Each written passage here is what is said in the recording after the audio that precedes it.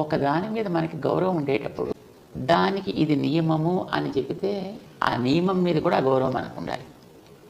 నాకు వేదం అంటే వల్ల మాలని ఇష్టం అండి, మంచిది. ఆ వేదం తన కోసం ఇది నియమము అని చెప్పినప్పుడు మన నియమాన్ని కూడా ఎందుకు దాన్ని నీ నియమాన్ని నేను ఒప్పుకోను కానీ నిన్ను నేను ఒప్పుకుంటానంటే దట్స్ ఇర్రిలవెంట్, రైట్? అలానే వేదం అనేటటువంటిది ఒక పద్ధతిలో ఇలా జరపాలి అన్నప్పుడు మనం దాని మీద గౌరవంతో ఆ నియమాన్ని మనం పాటిస్తాం.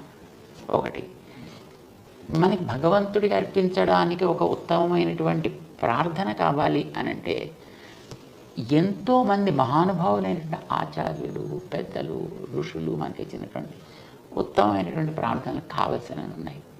చక్కగా ఏదో ఒకటి చెప్పచ్చు మనం.